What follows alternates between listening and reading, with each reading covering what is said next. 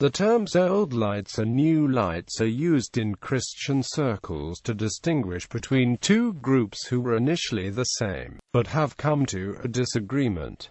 These terms have been applied in a wide variety of ways, and the meaning must be determined from context. Typically, if a denomination is changing and some refuse to change, and the denomination splits, those who did not change are referred to as the Old Lights, and the ones who changed are referred to as the New Lights. History. The terms were first used during the First Great Awakening, which spread through the British North American colonies in the middle of the 18th century. In a faithful narrative of the surprising work of God, Jonathan Edwards, a leader in the Awakening, describes his congregants' vivid experiences with grace as causing a new light in the perspective on sin and atonement. Old Lights and New Lights generally referred to Congregationalists and Baptists in New England who took different positions on the Awakening than the traditional branches of their denominations.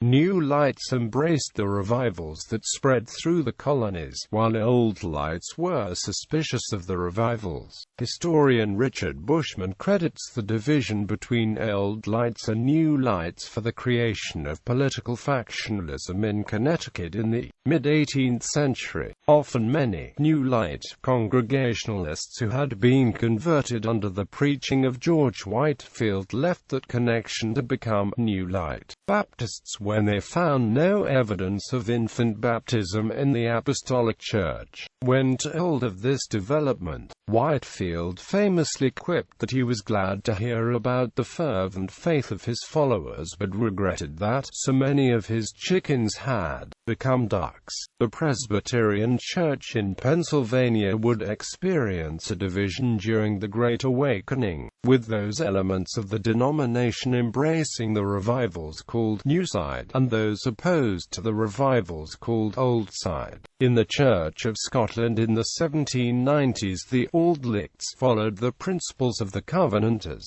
while the New Licts were more focused on personal salvation and considered the strictures of the covenants as less binding. The terms were also used during the Second Great Awakening in America in the early 19th century. New Lights were distinctive from the Old Lights in that they were more evangelical and, as historian Patricia Bonomi describes, carried ferocity peculiar to zealots, with extravagant doctrinal and moral enormities. The terms were also used in 1833, when a debate over swearing allegiance to the U.S. Constitution split the Reformed Presbyterians. The Old Light Reformed Presbyterians, in keeping with the Covenanter heritage, refused to swear allegiance to the Constitution and thus become citizens because the Constitution made no mention of the Lordship of Christ, whereas the New Light Reformed Presbyterians allowed for it. Following the split, the Old Lights eventually formed the Reformed Presbyterian Church of North America, and the New Lights formed the Reformed Presbyterian Church.